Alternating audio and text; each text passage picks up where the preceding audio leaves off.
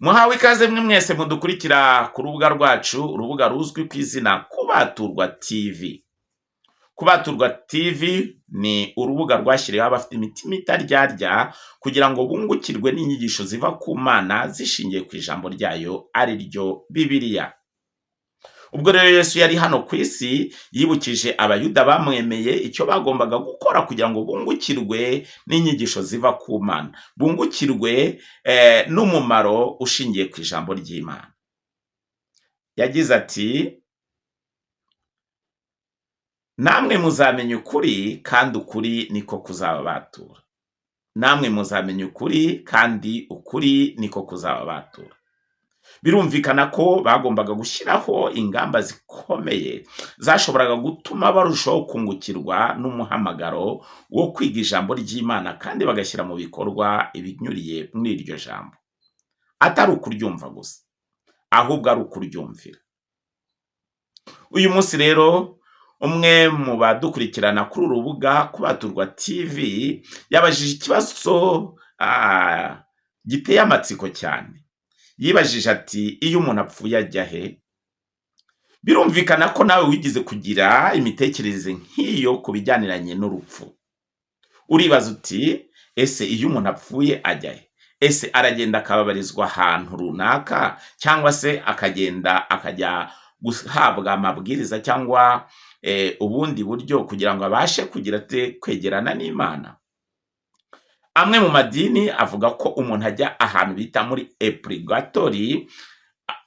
purigatori, akabasha kugira kwiherera, nyuma yaho Imana ikazabona ko akwiriye, ikabasha kumuzamura akajya mu bwami bwo mu ijuru. Abandi bavuga ibijyaniranye na Jahannam, ko hari ahantu runaka umuntu ajya Imana igiye kumwemeza, igiye kumwereka ko hari ibyo atakoze biyishimisha. Ese iyi nyigisho ishingiye ku byanditswe? Abandi bafata inkuru ya Yesu yari ifite icyo yashaka kwerekeza, y'umutunzi na Lazaro, bakayisanisha n'imimerere y'abapfuye. Ese Bibiliya yigisha iki? Iyo umuntu apfuye ajya he? Uwiteka niwe uzi imimerere yacu, niwe uzi imimerere yacu, ni nawe usobanukiwe ubuzima bwa nyuma y'urupfu. Nimucyo tumwisunge cyane ko asobanukiwe ko twavuye mu mukungugu kandi umukungugu ariwo dusubiramo. Muri Zaburi y'103 umurongo wa 14 na 15 dusoma ngo, kuko azi imimerere yacu, yibuka ko turi umukungugu. 14, iby'umuntu iminsi ye imeze nk'iby'ubwatsi, nk'ururabyo rwo mu misozi niko ashisha. Niba rero dusobanukiwe ko Uwiteka ari uzi imimerere yacu, nimucyo ndabinginze twifashishe ijambo ry'Imana ari ryo Bibiliya, tubashe gusobanukirwa dukurikije n'insanganyamatsiko yacu ivuga ngo, iyo umuntu apfuye ajya he? Yesu rero yaje kutubwira ko, yaje kutwibutsa ko ukuri niko kwagombaga kugira kutubatura. Nimucyo twifashishe ijambo ry'Imana ari ryo kuri, nk'uko muri Yohana 17:17 havuga ngo, ubereshe ukuri, ijambo ryawe ni ryo kuri. Ijambo ry'Imana ryaba rivuga iki ku mimerere y'abapfuye, cyangwa se iyo umuntu apfuye aho yerekeza? Ijambo ry'Imana Bibiliya ritanga igisubizo. Muri Zaburi y'104 umurongo wa 29 hatubwira ko Uwiteka uhisha mu maso hawe bigahinda imishyitsi, ubikuramo umwuka bigapfa, bigasubira mu mukungugu wabyo. Ibyo ni ibiremwa byose Uwiteka yaremye. Iyo Uwiteka yabihishe mu maso ye bihinda imishyitsi, yabikuramo umwuka we, byose bigapfa. Ese byaba bihuje n'ubwenge kuvuga ko iyo umuntu apfuye hari indi mimerere ajyamo? Hari umwami w'umunyabwenge wasabye Imana ubwenge, abasha guhishura imimerere y'abapfuye.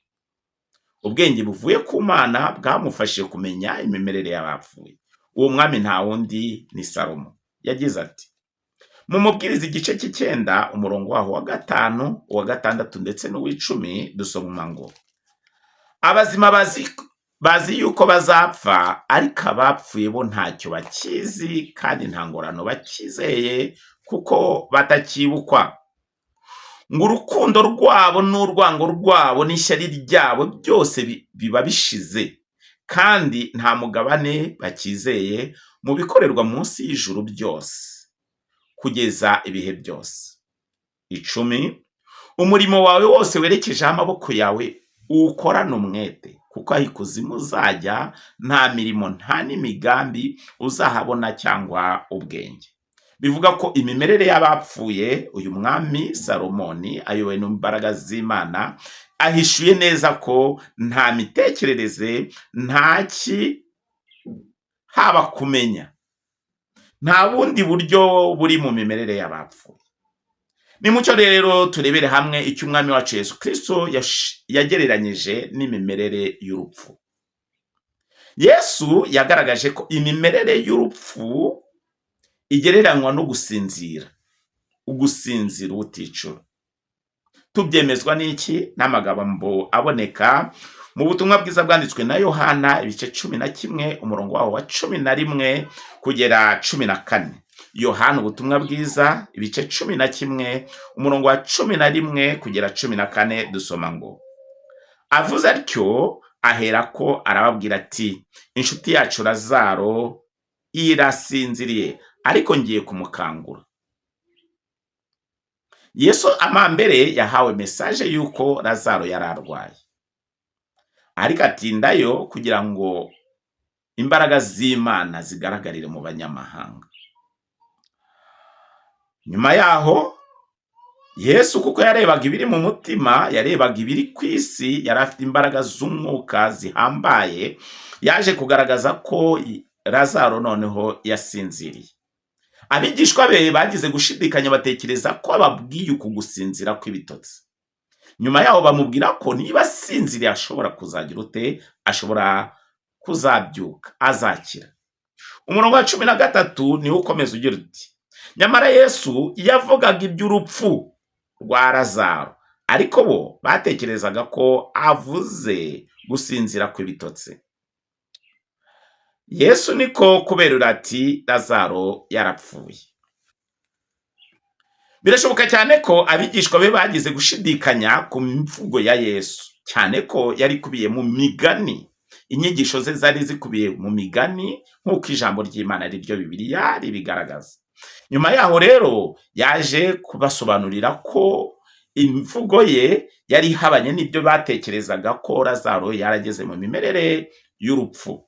Ariko Yesu yaragiye gukora igikorwa gikomeye cyo kugaragaza ko Imana ishobora byose. Bibiliya igaragaza ko yaje kumukangura koko ava mu mimerere y'urupfu yongera asubirana ubuzima. Haleluya. Uku gusinzira Bibiliya ivuga ntago ari ugusinzira ibi byoroheje, byari ugusinzira ubuticura. Nkuko umugabo umwe yaje kwibasirwa n'abantu baza kumutera amabuye bigera hafi. Uwo mugabo yitwa Stefano. Bibiliya igaragaza ko nawe ubwo yaterwaga amabuye yaje kugera habwira abantu ati Uwiteka ubababare kuko batazi ibyo bakora, ubabare kubw'iki gicumuro. Urabisanga mu byakozwe n'intumwa ibice byaho 7 umurongo wa 59 kugera 60. Nyuma yaho yaje gusinzira, ndavuga Stefano ajya mu rupfu. Nanone Bibiliya igaragaza imimerere y'abapfuye, kandi igaragaza ko igihe Imana yaremaga umuntu, kubera ko ubuzima atari ubu gusa, yaje kugira icyo irema mu muntu mu buryo butangaje, imimerere itangaje. Ese Imana yaremeye abantu kubaho igihe gito nyuma yaho bagapfa?